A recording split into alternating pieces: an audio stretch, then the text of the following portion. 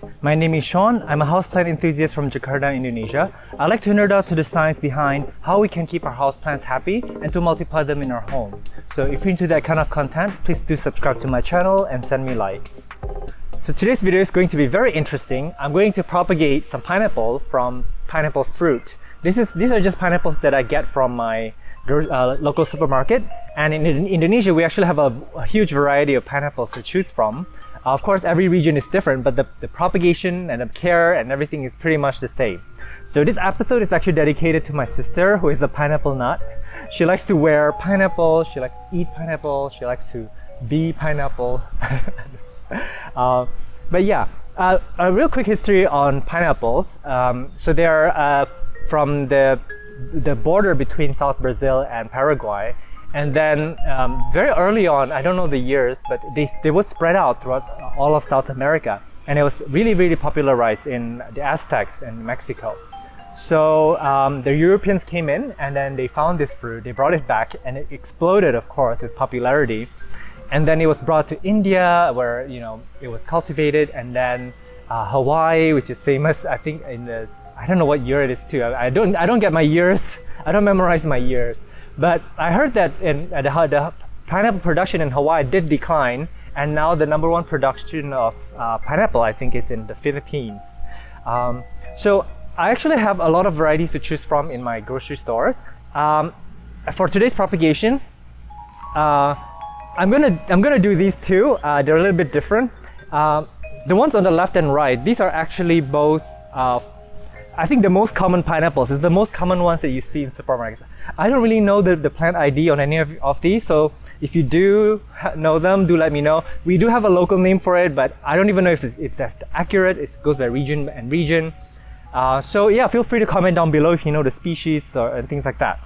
But this one has been in water for about, I would say 4 months. 3 to 4 months, and it's ready to go into soil. So I'm actually going to pot this up very soon. Actually, in fact, I found a really cool pot for it right here. There. That's a really cool pot. It actually looks like a tillandsia hanging out from a pot. And in case you were wondering, pineapples are from the Bromeliaceae family, and tillandsias and bromeliads are all from the same family. Just in case you're curious. And they have the similar growth pattern. They would come out with growth from the middle. When they get mature, it will put out a really showy flower, but then it will only do it once, I think, for most of these species, but don't quote me on that. And then the flowers will die off, and then they will for pineapples, they'll put out one fruit. I implore you guys to do a Google search, because it's super cute to see a pineapple plant with like almost like a hand and like a pineapple. It's like, take me. So you can't propagate the baby pineapple. You can obviously eat it, but then what happens after it fruits is that the main plant is going to decline. It's going to die off. So before it does that, it's going to do one final act, which is it's going to throw lots of pups from the side of the pot. Of course, I haven't seen that in person because I'm still quite new. But let me quickly show you. Hang on a second.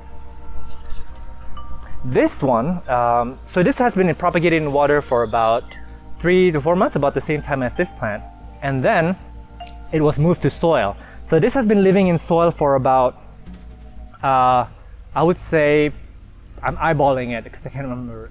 I would say 5 to 6 months, and it's grown so much. Look at how big this is. It used to be this small, or probably even smaller than this, and now it's like this big. So I heard that they can get really big. So I don't know. At some point, I'm gonna have to repot this guy, but I'm not sure when it is. I think I will know when it's root bound. But you can imagine, actually, these guys, they really do make a very beautiful decor. They're not just functional for crops, for eating, but an ant just bit me.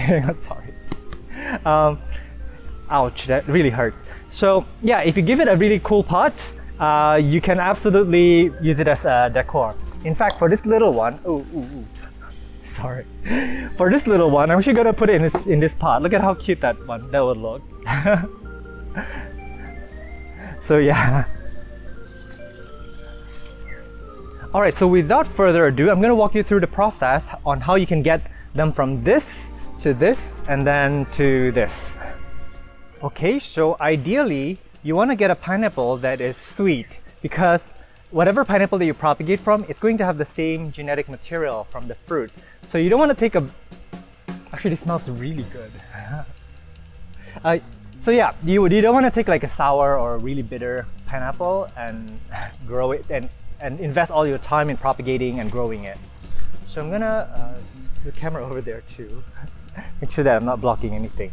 So I'm going to just cut the tip off.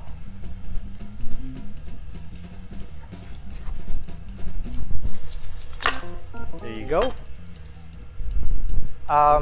Yeah, this is pretty easy, pretty clear cut. And I'm gonna do that with the other one.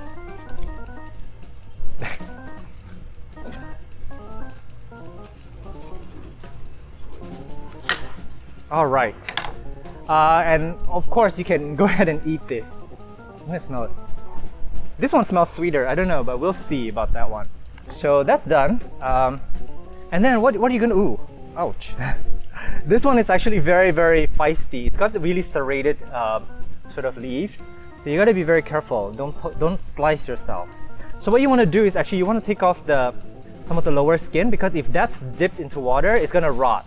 It's gonna, and the rot may spread into the main stem and into the roots. It's like a golf ball flying around somewhere. Yeah, so take off some of the lower leaves, and then it's very easy. From then on, you just want to plop them in water and just wait. Meanwhile, you want to give it very bright indirect light. It can take some dappled direct sunlight as well. It's going to like that. And you don't want to use a vessel that's too big. You just want to find an appropriate size vessel. For this one, I may actually just put it into like a standard drinking glass of water, the ones you drink whiskey out of. Yeah, and you just think, oh, ooh, it's really sharp. Yeah, so you can see from here, there are already some roots trying to appear, so that's where the roots are going to come from. But I can even take off a few more, so just eyeball it. Find a comfortable length. I think this is a pretty good size to propagate. So this is going in water for 3 to 4 months, and then it's going into soil. In terms of the soil, I actually use for this one, I use a general purpose potting media. And in case you missed out my recipe, it's on my soil video, which I posted I think about 2 months ago. Or you can just use any kind of potting media. They're actually very adaptive. Bromeliads are actually very, very easy to grow. And then actually when you put them in soil, you do want to fertilize it because you want them to grow really fast and really robust. You may want to do a strong nitrogen fertilizer in the beginning, but as it matures, I hear it takes about a year, maybe 2 years. As it matures, you may want to start hitting it with a little bit more of the phosphorus to give it more chance to bloom and to flower, to give it more fruit. So yeah, and the way that you would care for it actually is just to put it in. I have my pineapple actually right here on this spot. It gets dappled. There's some trees up there. It gets like a few hours of direct sunlight a day. I would say no more than 2, and just super bright. And I would water this also every day. Again, given the fact that I give it such strong sunlight, it needs to be watered very frequently. But of course, if you want to keep it indoors, I do hear that they can live indoors, but you want to give it like a very sunny windowsill. If it's indoor, obviously you want to water it a little bit less. Oh, and when it's outdoors, actually water from the top. For bromeliads, you can actually water from the top. Some water may pool on the top of the bromeliad, but it will appreciate that.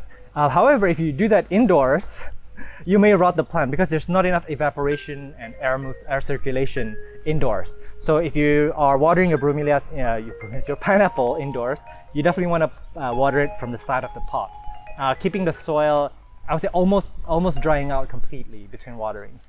So yeah, I hope that this will give me some cool pineapples in another few months to come. Yeah, and thank you so much for watching my videos. This is probably one of my shortest videos to date. If you like contents like this, please do subscribe to my channel, send me likes, and comment down below, because this will let YouTube know to recommend my videos to other plant lovers. Meanwhile, do take care and stay safe. I'll see you in the next episode.